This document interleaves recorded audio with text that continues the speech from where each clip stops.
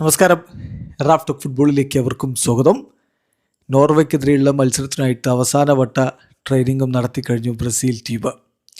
ഏറ്റവും സുപ്രധാനമായ വാർത്ത എന്താണെന്ന് വെച്ചാൽ റാഫിഞ്ഞ പൂർണ്ണമായിട്ടും ഫിസിക്കലി ഫിറ്റാണ്. Is ready.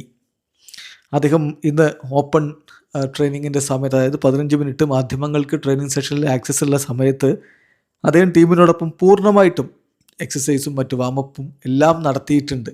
ഇന്നലത്തേതിനേക്കാൾ കൂടുതൽ അദ്ദേഹം അഡീഷണൽ ചെയ്തിട്ടുണ്ട് എന്നാണ് ലഭ്യമാവുന്ന വിവരം.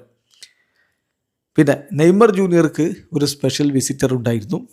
മറ്റാരുമല്ല, നെനെ എന്ന് പറഞ്ഞാൽ വാസ്കോയിൽ നിന്നുള്ള, മുമ്പ് വാസ്കോയിൽ കളിച്ചിട്ടുള്ള പ്ലെയറാണ്.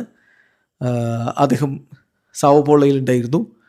ബ്രസീലിലെ വ്യത്യസ്ത ക്ലബ്ബുകൾക്ക് വേണ്ടി കളിച്ചിട്ടുണ്ട്. അപ്പോൾ അദ്ദേഹം നെയ്മറുടെ ഒരു ഫ്രണ്ടാണ്.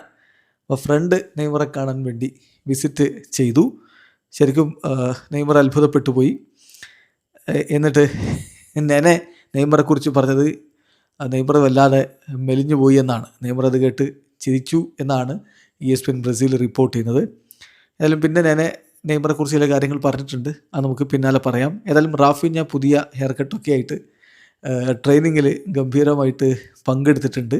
ആകെ ഒരാൾ മാത്രമാണ് ട്രെയിനിങ്ങിൽ പങ്കെടുക്കാതിരുന്നത്, ലൂക്കാസ് പക്കേറ്റയാണ്. അദ്ദേഹത്തിന് പരിക്കിൻ്റെ പ്രശ്നങ്ങളുണ്ട്. റാഫിഞ്ഞയുടെ കാര്യത്തിൽ അദ്ദേഹം ബെഞ്ചിലുണ്ടാകും എന്നുള്ളതാണ് ലഭ്യമാവുന്ന വിവരം.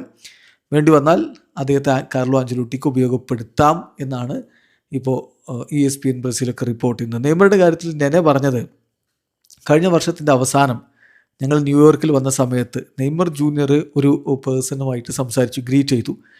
എന്നിട്ട് പറഞ്ഞു, ഇദ്ദേഹമാണ് ഞാൻ വേൾഡ് കപ്പിൽ സ്കോർ ചെയ്യാൻ പോകുന്ന സ്റ്റേഡിയത്തിൻ്റെ ഓണറുടെ മകൻ എന്ന്. ആ ഒരു മൈൻഡ് സെറ്റ് നോക്കണം. ഞങ്ങളപ്പോൾ വെക്കേഷൻ സമയത്തായിരുന്നു.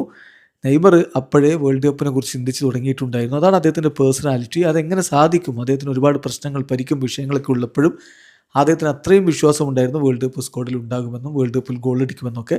വരും മത്സരങ്ങളിൽ അദ്ദേഹത്തിൻ്റെ ഗോൾ കാണാം എന്നാണ് ഞാൻ പറയുന്നത്. ഇനി റാഫിഞ്ഞയുടെ കാര്യത്തിൽ, റാഫിഞ്ഞ എന്തായാലും ഈ ഒരു മത്സരത്തിന് ബെഞ്ചിലുണ്ടായിരിക്കും. അദ്ദേഹം 100% ഫിറ്റല്ല. സ്റ്റാർട്ട് ചെയ്യാൻ വേണ്ടിയിട്ട് അദ്ദേഹം 100% ഫിറ്റല്ല.